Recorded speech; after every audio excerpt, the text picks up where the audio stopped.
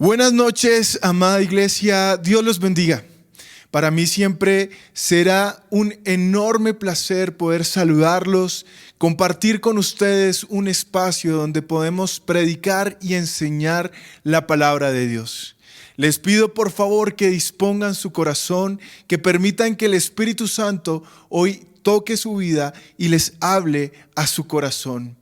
Y sin más preámbulos, por favor, los invito a que vean este video de introducción al tema.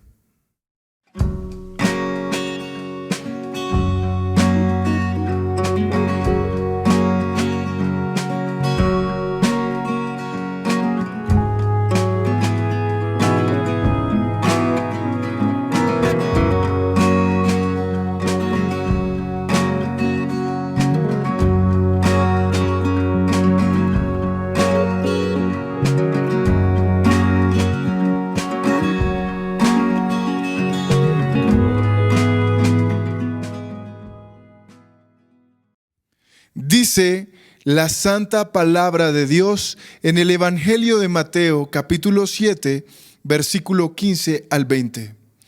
Guardaos de los falsos profetas que vienen a vosotros con vestidos de ovejas, pero por dentro son lobos rapaces. Cuidado con esto, por sus frutos los conoceréis. ¿Acaso se recogen uvas de los espinos o higos de los abrojos? Así, todo buen árbol da buenos frutos, pero el árbol malo da frutos malos. No puede el buen fruto dar malos frutos, ni el árbol malo dar frutos buenos. Todo árbol que no da buen fruto es cortado y echado en el fuego. Así que por sus frutos los conoceréis. Amén. Vamos a orar y vamos a entregarle este tiempo en las manos de Dios. Querido hermano, querida hermana, por favor cierre sus ojos allá en casa. Disponga su corazón con reverencia. Dígale a Dios que esta noche es una noche donde usted quiere que Dios le hable. No un hombre. Usted no se conectó por costumbre. Usted hoy se conecta para encontrarse con el Espíritu de Dios por medio de la palabra de Dios. Señor Jesús, hoy te damos gracias por este tiempo que pasaremos estudiando tu palabra. Oro, Señor, en el nombre de Jesús, para que cada persona que hoy se conecta en el internet pueda recibir tu palabra con gozo, con sabiduría, con temor y temblor, con humildad. Que todos podamos vernos a través del espejo de tu palabra, que podamos vernos reflejados en ella. Perdónanos, Señor, si mucho de lo que hacemos contrasta con lo que tú quieres de nosotros. Hoy, Señor, queremos escuchar tu palabra porque queremos, Señor, que tú nos hables en amor, que nos corrijas como ese buen padre que espera con orgullo ver cómo el fruto del Espíritu Santo se hace vida en nosotros. Oro en el nombre de Jesús para que me utilices, Señor. Que no sea yo, Señor, sino seas tú hablando a través de mí. Toma el control de mis pensamientos, de mis palabras, de mi cuerpo, de mi vida. Así como también, Señor, toma el control de las personas que hoy están escuchando para que esta palabra no entre por un oído y salga por el otro, sino que realmente ellos puedan comprender, puedan aceptar la palabra y puedan permitir que este mensaje pueda llevar el cambio que tanto necesitan para vivir vidas rectas en amor a ti, Señor. Hoy te damos gracias y hemos hecho esta oración en el nombre del Padre, del Hijo y del Espíritu Santo. Amén y amén. Bueno, para los que les gusta tomar apuntes, el título de esta prédica se llama Cuando el fruto te delata. Y es que el Señor Jesús nos advierte sobre la importancia de cómo vivimos, de cómo asumimos nuestros roles en la vida, desde que nos levantamos hasta que nos acostamos. ¿Nuestra vida es una vida de testimonio o no lo es? Muchas veces queremos justificarnos. Otras veces queremos compararnos con el mundo. Nos sentimos ciertamente iguales a ellos porque vivimos como ellos. Pero la pregunta es, ¿será que esto es lo que Dios quiere para sus hijos? ¿Será que Dios no nos está advirtiendo que muchas veces queremos vivir como ovejas, pero por dentro no somos más que lobos rapaces? Y la pregunta acá es, ¿cómo podemos identificar de qué lado estamos? ¿Estamos del lado de los hijos de Dios que caminamos con temor, que caminamos en santidad porque amamos, porque respetamos a Dios? ¿O por el contrario, estamos del lado del mundo? Muchas veces viviendo una religión vacía, porque muchos cristianos creen que con ir un domingo es suficiente a una iglesia. Y esto es un error, porque asimismo muchos que viven en la religión católica o en otras religiones en el mundo, que viven vidas vacías, vidas de pecado, creen que pueden justificarse simplemente porque hacen actos religiosos y creen en ese falso dicho que el que reza y peca empata. Y esto es una mentira de Satanás que tiene que ser cortada hoy en el nombre de Jesús en tu vida. Así que mira lo que dice este pensamiento. En Mateo 7:15 al 20, Jesús no está dando una sugerencia, está emitiendo un diagnóstico espiritual. El fruto revela la raíz. Ojo con esto, porque muchas veces el fruto habla más de la raíz que lo que nosotros podemos imaginar. Así que muchas veces descuidamos el testimonio que no damos solamente a los hombres, porque ciertamente a los hombres podemos engañar. Nosotros damos un testimonio vivo a Dios las 24 horas del día, los 7 días de la semana. Y a Dios no lo podemos engañar. Así que cuando nosotros mostramos un fruto, mostramos en realidad la raíz, es decir, lo que está dentro. ¿De qué estás hecho tú como hijo de Dios? Es la pregunta. Tu raíz, lo que hace parte de esa obra que Dios ha hecho en tu corazón. ¿Has permitido que Dios la siga haciendo o por el contrario, has endurecido tu corazón y te has apartado de Dios? El fruto revela la raíz. No podemos decir que somos hijos de Dios si no damos un buen fruto. Es imposible.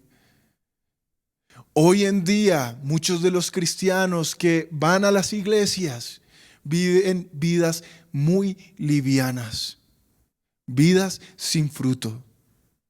Y la pregunta es, ¿realmente tienes al Espíritu de Dios en tu corazón, en tu vida? ¿Realmente has nacido nuevamente en Cristo para gozar del Espíritu y de su fruto? No solamente podemos hablar de ser cristianos de palabras. Dios está buscando verdaderos hombres y mujeres que quieran seguirlo y adorarlo en el Espíritu y en la verdad. Y eso nos lleva a una pregunta que debemos responder cada día sin excusa. Hoy te la tienes que hacer, mañana también. Y cuando te encuentres en cualquier circunstancia de tu vida, tienes que responder a esta pregunta. ¿De qué lado estás? ¿De qué lado estás? ¿Del lado de los hijos de Dios que viven cada circunstancia como hijos de Dios o del lado de las personas que son del mundo y viven cada momento de su vida como el mundo lo vive. No hay otra forma. ¿De qué lado estás? Muchas veces los cristianos asumen tiempos de prueba como hijos de Dios, llenos de fe, llenos de convicción, llenos de esperanza, llenos de la certeza de que Dios está en control. Pero cuando nosotros no vivimos como hijos de Dios, entonces nos embarga el miedo, la ansiedad, la tristeza, la derrota. Y por ponerte un simple ejemplo, porque podríamos hablar de cuando no solamente somos probados en medio de una dificultad, sino cuando somos probados en medio de la tentación. ¿Cedes a tu tentación como lo hace el mundo? ¿O vives como un verdadero hijo de Dios? Los que pertenecen a Cristo llevan un fruto que no se puede falsificar. Ojo con esto. Los que pertenecen a Cristo llevan un fruto que no se puede falsificar. Y ese fruto solo nace cuando el Espíritu Santo realmente vive en ti. Cuando tú realmente has nacido nuevamente, dice la palabra de Dios que el Espíritu Santo es como ese sello inconfundible que muestra que Dios está contigo. No se puede falsificar. Por eso los hijos de Dios viven en el Espíritu y no en la carne. Cuando tú naces nuevamente en Cristo, tú sabes que el Espíritu Santo comienza a hacer una obra para que puedas vivir una vida comprometida en el Espíritu de Dios, no en la carne, no en la carne. No pueden haber ambigüedades en el cristiano. Cristianos que dicen amar a Dios, pero al mismo tiempo aman el mundo, practican las costumbres del mundo, ceden ante las tentaciones del mundo. El cristiano verdadero, aquel que ha nacido nuevamente en Cristo, ha sido aquel que ha sido bautizado por el Espíritu Santo. Eso quiere decir que el Espíritu de Dios toma control de él, le da un corazón nuevo y a ese corazón lo sella la preciosa presencia del Espíritu Santo. No se puede falsificar. A partir de ahí comienza una obra para que el cristiano tenga discernimiento y tenga voluntad para vivir en las obras del Espíritu y no en la carne. Mira lo que dice 1 Corintios, capítulo 3, versículo 16 al 17. ¿No sabéis que sois templo de Dios y que el Espíritu de Dios mora en vosotros? Si alguno destruyere el templo de Dios, Dios le destruirá a él. Porque el templo de Dios, el cual sois vosotros, santo es. Así que hay una hermosa realidad para el creyente, y es que el Espíritu Santo mora en nosotros. No dice la palabra de Dios que mora cerca de nosotros, o que mora en la iglesia solamente. No. Dice la palabra que nosotros somos templo de Dios. Que nosotros somos esa casa en la que Dios decidió habitar. Es decir, que el Espíritu Santo no está cerca de nosotros, está en nosotros. Y si tú entiendes esto, entenderás lo importante que es vivir una vida completamente santa para que el Espíritu de Dios comience a crecer. Pero si por el contrario eres de esos cristianos que se olvidan de Dios, se olvidan que el Espíritu Santo vive en él, pues comienzas tú a tomar decisiones que poco a poco van contristando a ese Espíritu que vive en ti. Te vas alejando, lo vas apartando, lo vas sacando fuera de tu vida. No podemos vivir una vida doble. Hoy te llamo, querido cristiano, que hoy te conectas a este mensaje, a entender que esto no es solamente para unos pocos, porque esto es otra de las falsas mentiras que se ha apoderado de la mente de muchos cristianos, que cuando escuchan mensajes como este, podrán decir que esto es un mensaje radical, que lo que busca es que muchos vivan lo que es para pocos.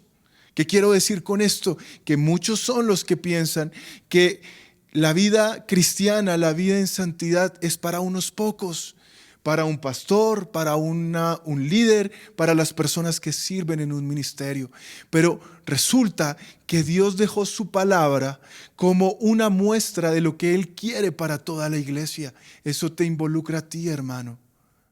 Es hora de tomar decisiones y de comprometerte a vivir una vida verdadera en Cristo Jesús.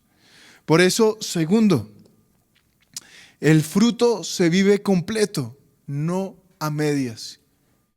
Y tenemos que ser radicales, porque hoy en día es muy fácil decir que somos cristianos. Hay de aquellos días, de aquellas épocas de la iglesia, donde a ti te perseguían por ser cristiano, donde realmente tú le decías al Señor: Señor, si es necesario que yo muera por predicar el evangelio, yo hoy lo haré. Eran tiempos donde se necesitaba una decisión radical, pero en estos tiempos es muy sencillo decir que somos cristianos. Pero si tú realmente quieres entender lo que significa la valentía espiritual, necesitas entonces entender lo radical que tienes que ser a la hora de asumir una vida en Cristo Jesús. Gálatas 5, 22, 25 dice: mas el fruto del Espíritu es amor, gozo, paz, paciencia, benignidad, bondad, fe, mansedumbre, templanza. Contra tales cosas no hay ley. Pero los que son de Cristo han crucificado la carne con sus pasiones y deseos. Así que ya estamos entrando a un punto central en esta enseñanza. Y es que cuando leíamos el texto guía allá en Mateo 7:15, veíamos que el Señor nos hablaba sobre lo importante que era ver el fruto de cada persona, porque el Señor advertía que por los frutos se conocían a las personas. Asimismo, tenemos que comenzar a ver de qué fruto es el que el Señor nos está hablando. El apóstol Pablo no dice los frutos como si fueran simples características opcionales para el cristiano. Él enfatiza en la palabra fruto, en un sentido singular, destacando su complementariedad. ¿A qué vamos con esto? Hubiera sido sencillo siquiera que el apóstol hubiera dicho los frutos, como si estuviéramos hablando de distintos árboles de los cuales nosotros pudiéramos consumir lo que nosotros quisiéramos. Pero no, él habla en términos de singularidad, es decir, el fruto, que goza de ciertas características. Como cuando vemos una naranja, que sabemos que para que sea una naranja, tiene no solamente que venir de un árbol, sino que la naranja se compone de unos nutrientes, de unos aspectos generales, y podemos distinguir el fruto por sus características. Lo mismo sucede con el fruto del Espíritu. ¿Y esto qué significa? Esto significa que la obra del Espíritu Santo desarrolla un carácter en nuestros corazones que debe mostrar todas las características descritas como las de su fruto. ¿A qué voy con esto? Cuando tú lees Gálatas 5, 22, 25, tú tienes que comenzar a darte cuenta que en tu vida tienes que haber en abundancia ¿cuáles características? Amor, gozo, paz, paciencia, benignidad, bondad, fe, mansedumbre, templanza. Esas son las características que tiene el Espíritu, el fruto del Espíritu Santo. Y quiero que tú respondas si realmente estás mostrando el fruto del Espíritu Santo. Y para mostrarlos tienes que gozar de una vida que muestre estos atributos o estas características. Así que vamos a poner mucha atención en cada una de estas características y para eso las llamaremos evidencias. ¿Evidencias de qué? Tercero, evidencias de un corazón transformado. Evidencias de un corazón transformado. Y quiero que tú puedas comenzar a pensar en tu vida. Haz rápidamente un análisis y comienza a mirar si aplica que todo lo que el Señor espera de ti lo estés dando, o te estás reservando algo, o simplemente Dios a través de esta prédica te está mostrando un área en la que tienes que trabajar. Basta ya de creer que nosotros vivimos como las aguas tibias, las cuales Dios aborrece. Y la única forma de no ser tibio es ser una persona radical, una persona que viva una vida realmente íntegra en el Espíritu. Así que hoy el cristiano verdadero está llamado a mostrar amor, a mostrar paz, paciencia, mansedumbre, benignidad. Cuando nosotros comprendemos que tenemos que mostrar estas características, es cuando comprendemos que no hay un mensaje más fuerte que pueda ser predicado para llevar el evangelio a los corazones que nuestra propia vida. No hay un mensaje que hable más fuerte que una vida en santidad. Dice Gálatas 5:25, si vivimos por el Espíritu, andemos también por el Espíritu. Así que yo quiero hoy invitarte a que vivas para el Espíritu de Dios. Las características del Espíritu Santo no son metas solo para algunos pocos, y te lo subrayé en todo en mayúscula la palabra pocos, que sirven en la obra de Dios. Esto no es solamente para el pastor, esto no solamente es para el líder, esto no es solamente para el maestro, esto es para todos.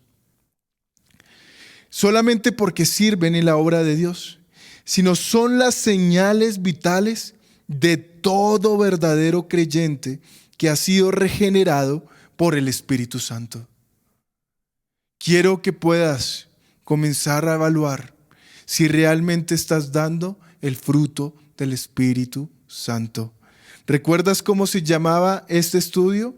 Cuando el fruto te delata. Así que yo hoy quiero que tú puedas pensar si estás dando el fruto que Dios espera de ti. ¿O qué fruto estás dando? Recuerda que el fruto habla no solamente de la calidad de la fruta o del fruto, sino de la raíz del árbol. ¿Qué es lo que hay en tu interior? ¿Realmente Dios está gobernando tu vida? ¿Realmente has entronado a Dios para ser el centro de tu corazón? Eso lo vas a ver si realmente gozas de estas características. Amor. ¿Recuerdas que vamos a hacer ese estudio de Gálatas 5, 22, 25? Que dice, más el fruto del Espíritu es amor, gozo, paz, paciencia, benignidad, bondad, fe, mansedumbre, templanza. Vamos a mirar cada una de estas características que hacen parte del fruto del Espíritu de Dios. Amor. Primera de Juan 4, 15 al 16. Todo aquel que confiese que Jesús es el Hijo de Dios, Dios permanece en él y él en Dios. Y nosotros hemos conocido y creído el amor que Dios tiene para con nosotros. Dios es amor. Y el que permanece en amor, permanece en Dios y Dios en él. Ojo con esta gran verdad que nos enseña el Evangelio. Tienes que entender algo sustancial. Y es que no se dice que en Dios hay amor. Se dice que Dios es amor. Dios es amor. Y el que permanece en amor, permanece en Dios y Dios en él. La pregunta es, ¿realmente en ti hay amor? Y no te pregunto solamente por el amor que puedes tener por las personas que te rodean, por tu familia, por tu mamá, por tu papá, por tus hijos, por tu esposa. Quiero que te preguntes mejor si realmente hay amor por las demás personas de tu entorno. Hay amor por las personas que conoces, pero que son difíciles y a veces no se muestran como personas bien a ti. ¿Realmente hay amor por aquellas personas que no conoces, pero que de pronto hacen parte de tu trabajo? Y la respuesta a esto no depende de si hay amor. La respuesta es, si tú realmente los amas, ¿qué has hecho para mostrar el amor de Dios? ¿Has predicado el evangelio a todos aquellos que hoy se pierden en medio de las tinieblas, donde Dios te ha puesto a ti a hacer luz? ¿Hay amor por los necesitados? ¿Hay amor por aquellos que hoy necesitan de la oración del justo? Porque la oración del justo puede y puede mucho. Pero solamente en medio de tus oraciones te acuerdas de ti y escasamente de tu familia. ¿Qué pasa cuando queremos mostrar el amor de Dios? Muchas veces comprendemos el amor romántico como esa filosofía que enseña el mundo de lo que es el amor. Ese sentimiento que hoy es cada vez más pasajero en el mundo. Mientras que cuando vemos y reflexionamos en el amor de Dios, vemos que el amor de Dios es un amor eterno, un amor sin fin. Por eso no entiendo cuando en medio de las crisis familiares, matrimoniales, se dice que no hay amor, que se perdió el amor. Querido, querida, si están en una crisis matrimonial, lo que ustedes tienen que hacer es volverse a Dios, porque Él es la fuente inagotable de amor. Si se te olvidó amar, ve a Dios, que Él es amor y Él te va a enseñar a amar verdaderamente, como Él te amó a ti y como Él me amó a mí. El amor es la evidencia objetiva de que Dios habita en el creyente. El amor es la evidencia objetiva, escúchalo bien, de que Dios habita en el creyente. Es un compromiso sacrificial, no una simple emoción. Porque los matrimonios de este tiempo parecen que son tan pasajeros porque están basados en sentimientos momentáneos, en la emoción pasajera.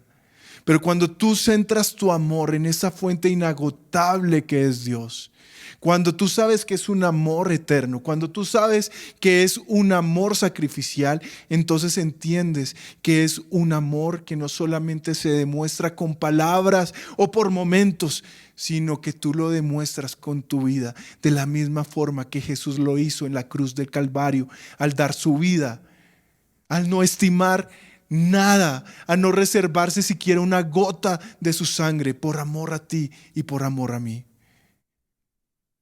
La única forma de que hoy en día los hogares triunfen sobre todas las amenazas que hay sobre las familias es cuando colocan a Cristo en el medio. Es cuando realmente lo colocan en el centro de su familia. Es cuando lo entronan en el primer lugar de su corazón. Si una familia, si un matrimonio hoy hace esto y tiene a Cristo como el invitado especial todos los días de su vida, va a ser una familia que estará en bendición, en unidad y en amor. Así que si en ti no hay amor, si tú desde que te levantas estás peleado con el mundo, con tu familia, con tu esposa, en tu trabajo, si en ti hay amargura, si en ti solamente hay palabras de odio, de destrucción, en ti, querido hermano, en ti, querida hermana, no está el Espíritu Santo. Este pensamiento dice sobre el amor: nace de estar plenamente satisfechos en Dios. Cuando Él es nuestro tesoro supremo, podemos amar sin condiciones. Muchas veces nos preguntan a nosotros cómo podemos triunfar. Me preguntan a mí y a mi esposa, ¿cómo hemos logrado tener un matrimonio como el que tenemos? Tenemos 2 hijos nos amamos. Y cada vez que yo respondo les digo, no es un atributo en esencia humano. El secreto está en amar a Dios, en amarlo primero a Él. Porque cuando lo amamos a Él, entonces entendemos que nuestra forma de amar debe ser una forma correcta, una forma incondicional, sin condiciones, pura y sacrificial, donde yo busco no mi bienestar por encima del de mi esposa, sino por el contrario, en mi corazón está un compromiso fiel de mostrarle un amor abnegado, sacrificial, donde la coloco a ella primero. No de Dios, pero sí de mí. Muchas veces hoy vemos que las personas solamente piensan en ellos y se vuelven egoístas. No, querido hermano, el amor de Cristo no fue un amor que buscó lo suyo primero. Dice este otro pensamiento: el amor cristiano es obediencia a Dios, expresada en servicio sacrificial al prójimo. No es sentimentalismo, sino una disposición constante a buscar el bien del otro en conformidad con la verdad de Dios. Y esto espero que lo anotes y lo grabes en tu mente. Nosotros, cuando obedecemos a Dios, le mostramos un amor puro y genuino. Cuando servimos a las demás personas sin esperar nada a cambio, mostramos un amor verdadero. Cuando no basamos nuestras relaciones en ese sentimentalismo, recuerda, cuando tú confías solamente en las emociones y en los sentimientos humanos que pueden llegar a tu corazón, es cuando tu corazón se vuelve engañoso. Pero cuando nosotros, por el contrario, buscamos hacer el bien de conformidad ¿a qué? A la palabra de Dios, es cuando realmente estamos viviendo en amor. B, gozo. Filipenses 4:4 al 5. Regocijados en el Señor siempre. Otra vez digo, regocijados. Vuestra gentileza sea conocida de todos los hombres. El Señor está cerca. Y esto es muy importante, porque hay personas que no llegan a Cristo, porque cada vez que hablan con una persona, la persona cree que mostrar un carácter es mostrar amargura. Y por eso muchas veces piensan que nosotros los cristianos somos aburridos. Somos personas duras porque en nuestros rostros, en nuestra vida diaria, mostramos amargura, no mostramos un gozo. Y no hay una persona que pueda experimentar más gozo que el verdadero cristiano. Somos nosotros quienes tenemos la libertad y la certeza de tener la presencia de Dios. Y eso debe producir en nuestro corazón un gozo muy grande. El gozo nace de la certeza de que Cristo reina sobre todas las circunstancias. Dios es más glorificado en nosotros cuando estamos más satisfechos en Él que en lo que pedimos y esperamos. Escucha, porque este pensamiento es muy valioso. El gozo nace de la certeza de que Cristo reina sobre todas las circunstancias. Dios es más glorificado en nosotros cuando estamos más satisfechos en Él que en lo que pedimos y esperamos. Y yo siempre que pienso en esto, cuando escribía este estudio, lo pensaba porque muchas veces pensamos que la magia de muchos momentos, como cuando cumplimos años y nos dan un obsequio o un regalo, es la felicidad que nos produce el regalo o el objeto material. Pero cuando lo piensas bien, tal vez lo importante no fue lo que te dieron, sino quién te lo dio y cómo te lo dio. Lo mismo pasa con Dios. Cuando nosotros pensamos que nuestro gozo, nuestra alegría depende de las circunstancias, entonces es cuando fracasamos. Porque entonces nos volvemos amargados cuando llegan los problemas, o nos volvemos personas temerosas, tristes y derrotadas. Pero nuestro gozo no depende de las circunstancias. Dios es glorificado cuando nosotros estamos satisfechos en Él, por quien es Él, no solamente por lo que Él nos da. Que así sea en medio de la lucha, en medio de una circunstancia difícil, Dios nos da la certeza de estar con nosotros, la esperanza y la fe de que Dios mostrará su gloria, porque Dios a todos sus hijos ama, cuida y provee, sin importar cómo.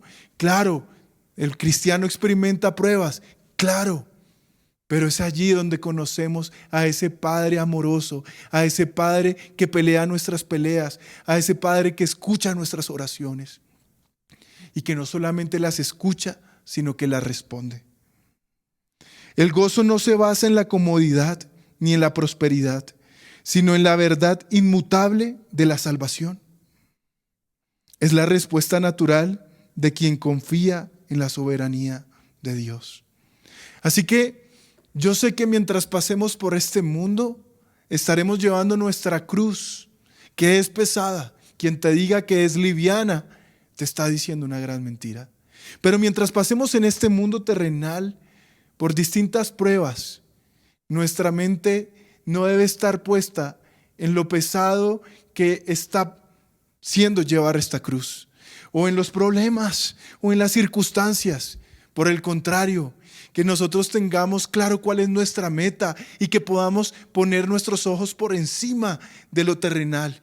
Y poner nuestros ojos encima de lo terrenal significa poner nuestros ojos en el reino de los cielos. Es poder ver a Dios y decirle: Señor, aunque me duela, aunque me cueste caminar, seguirte ha sido el propósito más grande que he tenido en mi vida. Y verte a ti, Señor, en el reino de los cielos es verte con esperanza y saber que allí hay morada para mí, que tu sacrificio me abrió un camino y que tengo la certeza que ni siquiera la muerte terrenal podrá separarme de ti, porque ninguna cosa creada podrá separarme del amor de Dios. Y eso nos lleva a la paz. ¿Y qué es la paz? Romanos 5, 1, 2. Justificados pues por la fe, tenemos paz para con Dios por medio de nuestro Señor Jesucristo, por quien también tenemos entrada por la fe a esta gracia en la cual estamos firmes y nos gloriamos en la esperanza de la gloria de Dios. La paz es la consecuencia de estar reconciliados con Dios. No puede ser. El enemigo siempre quiere que nosotros vivamos sin paz. Quiere vernos confundidos, en ansiedad, caminando no por fe, sino por miedo. ¿Por qué? Porque Él sabe que si entendiéramos el significado de la salvación de Cristo, entenderíamos que es el regalo más preciado, porque la paz es una de las consecuencias de estar reconciliados con Dios. Así que cuando usted se imagina una circunstancia difícil, pensemos una que nosotros sabemos que en algún momento vamos a vivir.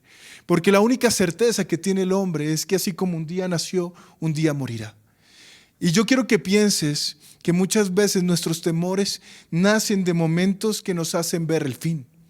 Pero para el cristiano, ni siquiera esos momentos donde el valle de la sombra de la muerte esté con nosotros nos producirá miedo, porque allí Jehová estará con nosotros.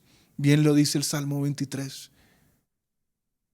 Tener la certeza de saber que podemos tener entrada ante el trono de la gracia, que incluso en esos momentos finales, créame hermano, si usted cree en Dios, para usted entonces el morir no será algo que produce tristeza, miedo, sino para usted el morir, como decía el apóstol Pablo, es ganancia. Es saber que cumplimos y llegamos a la meta y estaremos con nuestro Dios, con el Señor Jesús por la eternidad. Así que eso produce paz. Es la confianza en que Dios obra todo para nuestro bien eterno. La paz verdadera es una realidad objetiva, no solo una sensación. Proviene de saber que la ira de Dios ha sido satisfecha en Cristo y que ya no hay condenación para los que creen. Queridos hermanos, yo no sé qué vaya a pasar en este mundo caído. Todas las noticias quieren llevarnos a perder la paz. Pero yo lo único que sé y la certeza que tengo es que la iglesia de Cristo, tú y yo, hermano, sea lo que sea, en los tiempos que sean, seremos guardados con su infinito amor. Ese es un regalo producto de la gracia de Dios. Y eso produce paciencia. Efesios 4:2, con toda humildad y mansedumbre, soportados con paciencia los unos a los otros en amor. Mira lo que dice este pensamiento. La paciencia es la disposición a soportar circunstancias adversas. ¿Y a qué más? Y personas difíciles con una actitud de gracia.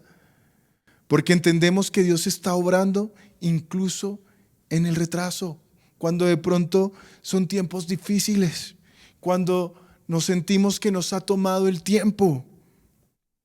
La paciencia nos ayuda a confiar en los tiempos de Dios sin ansiedad. Y yo creo que no hay una virtud más grande que ser pacientes. Y en el caminar cristiano es una virtud que no se puede perder. Dios siempre tiene el control. Dios no llega tarde, querido hermano, querida hermana. Así tú sientas hoy que el tiempo humano ya pasó, el tiempo de Dios es perfecto y la respuesta llegará. En el nombre de Jesús lo creo para ti y para mí. Eso también nos lleva a otra característica, la benignidad. Segunda de Corintios 6:6 dice, en pureza, en ciencia, en longanimidad, en bondad, en el Espíritu Santo, en amor sincero. ¿Y qué es la benignidad entonces? Es la dulzura que caracteriza a quien vive bajo el control del Espíritu. No es debilidad como muchos piensan, sino poder bajo control que busca edificar. Quiero que puedas entender esto. Cuando tú eres una persona agradable, cuando eres una persona dulce, cuando sabes cómo tratar a aquellas personas que pueden ser difíciles, cuando logras resolver ciertas circunstancias que humanamente son difíciles. No es debilidad, esta definición me encanta, sino poder bajo control que busca edificar. Así que, querido hermano, la benignidad nos ayuda a tratar al prójimo con ternura y cuidado, aun cuando el mundo sea hostil. Hoy te hablo con autoridad, pero te hablo con amor. Así que, hermano, la mejor forma en que puedes predicar el Evangelio es hacerlo con la dulzura y la firmeza de saber que esa característica que se llama benignidad está presente en tu vida. Y eso nos lleva a la bondad. Bondad. Efesios 5:8-10. Porque en otro tiempo erais tinieblas, mas ahora sois luz en el Señor. Andad como hijos de luz, porque el fruto del Espíritu es en toda bondad, justicia y verdad. Ojo con ese paréntesis, porque el fruto del Espíritu es en toda bondad, justicia y verdad, comprobando lo que es agradable al Señor. Así que la bondad es la característica de toda acción buena que brota de una nueva naturaleza. Nosotros obramos con bondad porque Dios hizo una obra en nuestro corazón. Y todo lo que hacemos tiene que mostrar que estamos viviendo en el Espíritu y no en la carne. Todo lo que hacemos muestra esa bondad que fue derramada en nuestras vidas. La bondad implica generosidad moral, la inclinación a hacer lo que es moralmente correcto y espiritualmente beneficioso para otros. Eso es vivir la bondad. cuando la compartes a otro, cuando eres una persona recta, cuando muestras que eres una persona justa, cuando eres una persona que muestra en todas las áreas, sobre todo cuando tocan de pronto tus intereses económicos, no sé, sentimentales, que por encima de todo muestras que eres una persona íntegra, justa. Eso es compartir la bondad que fue derramada a tu vida. Y eso al final nos lleva a mostrar que también tenemos fe. ¿Y qué es la fe? Efesios 3, 16 al 17. Para que os dé conforme a las riquezas de su gloria, dice Efesios 3, 16 al 17. Para que os dé conforme a las riquezas de su gloria, el ser fortalecidos con poder en el hombre interior por su espíritu, para que habite Cristo por la fe en vuestros corazones, a fin de que, arraigados y cimentados en amor. Así que la fe genuina no es solo aceptarlo intelectualmente, no solamente es decir por medio de una oración que te piden que repitas, si tú no la interiorizas, no solamente es entenderlo intelectualmente, sino debe ser una confianza personal y una rendición total a Cristo como Señor y Salvador. La diferencia entre las personas que muchas veces hacen una oración por el momento, por la emoción, con una persona que realmente entiende, es la fe con la que lo hace. Por eso se llama la oración de fe. Debes tener fe para rendir tu vida, para que tú le puedas decir: Señor, sé el soberano, sé el Rey de Reyes sobre mi vida, te entrego todo lo que soy. Te entrego mi familia, te entrego mi trabajo, te entrego todo, Señor, y transfórmalo para tu gloria, de acuerdo a tu voluntad. Eso es fe. La fe es confianza radical que después se traduce en obediencia. Así que cuando somos obedientes, mostramos una fe verdadera. Y ya estamos acabando, porque las características son perfectas y van una tras otra porque se complementan. Y así llegamos a la mansedumbre. Mira lo que dice Efesios 4, 1 al 2. Yo pues, preso en el Señor, os ruego que andéis como es digno de la vocación con que fuiste llamados, con toda humildad y mansedumbre. Así que, ¿qué es la mansedumbre? Es algo muy parecido a lo que veíamos arriba con la benignidad.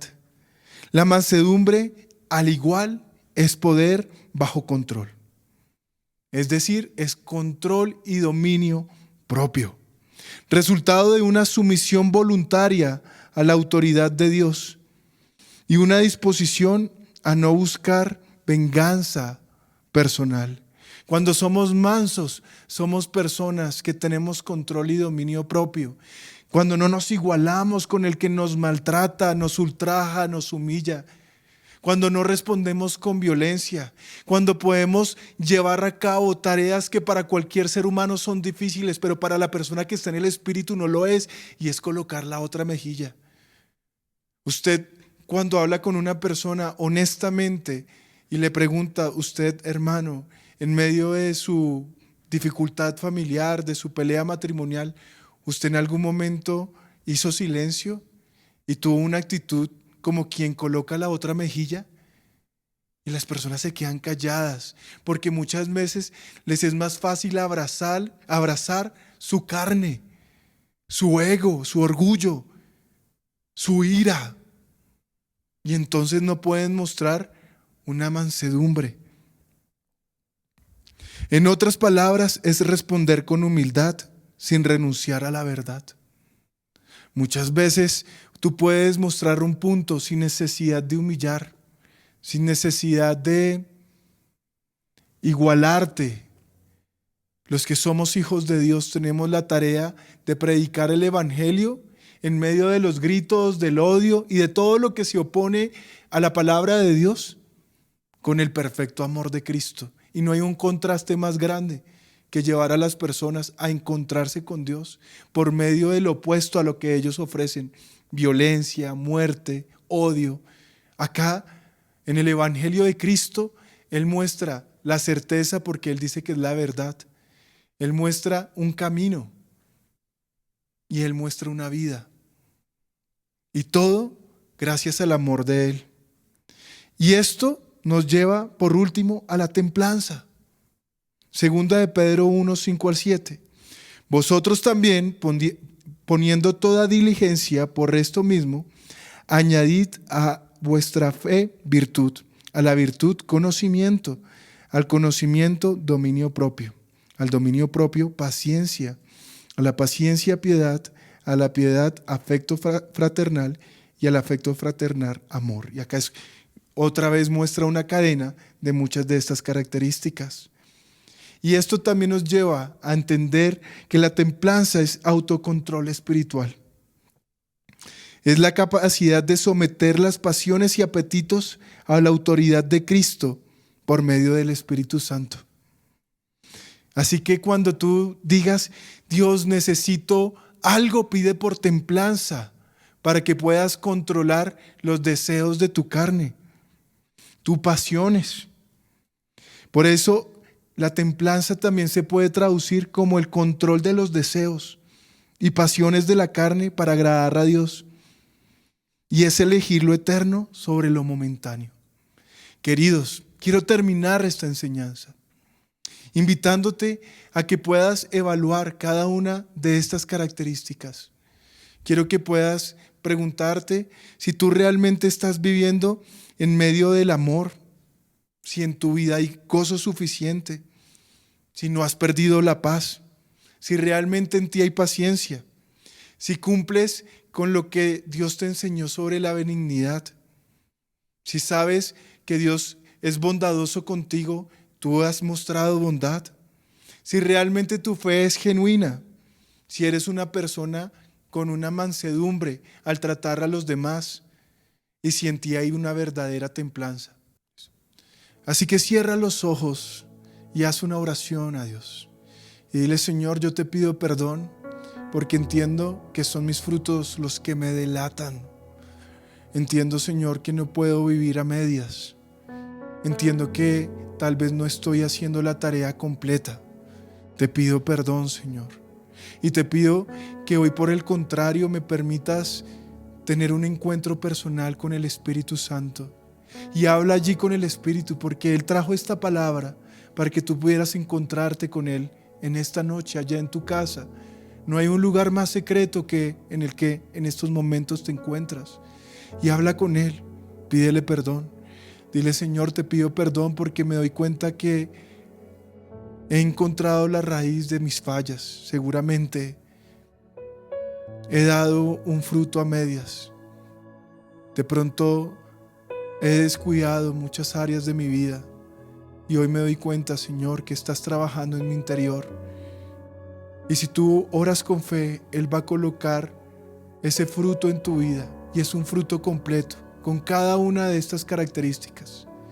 Hoy, Señor, te doy gracias por esta prédica. Te pido, Señor, que mis hermanos se puedan encontrar contigo y puedan abrazar con amor la verdad del Evangelio. Que puedan darse cuenta que estos tiempos necesitan de una iglesia comprometida, que tenga sus lámparas llenas para poderte esperar como esas novias perfectas, sin arrugas, sin mancha. Esa es tu iglesia, Señor. Y hoy queremos estar perfectos para ti. Y ser perfecto significa no descuidar ni una sola área. Por eso queremos, Señor, vivir para tu Espíritu. ¿Qué debes hacer, hermano, si no tienes nada de esto en tu vida? Entrégate a Él. Confiésalo como el Señor de tu vida. Y entonces tu vida cambiará. Y te aseguro que vivirás para siempre con cada una de estas características. Y entonces gozarás de todos los frutos del Espíritu de Dios. Te doy gracias, Señor, por este tiempo. Te pido, Señor, que mis hermanos sean bendecidos. Hoy te doy gracias, Señor, por lo que has hecho, en el nombre de Jesús. Amada iglesia, nos vemos en una próxima oportunidad. Que Dios los bendiga. Queremos que hagas parte de nuestra iglesia digital. Encuéntranos en Facebook, en Spotify y YouTube como Iglesia Cristiana Filadelfia JB, en Instagram como @Iglesia Filadelfia JB, en X como @Filadelfia JB. No olvides visitar nuestra página web www.iglesiafiladelfiajb.com y te invitamos a descargar nuestra aplicación móvil Filadelfia JB App.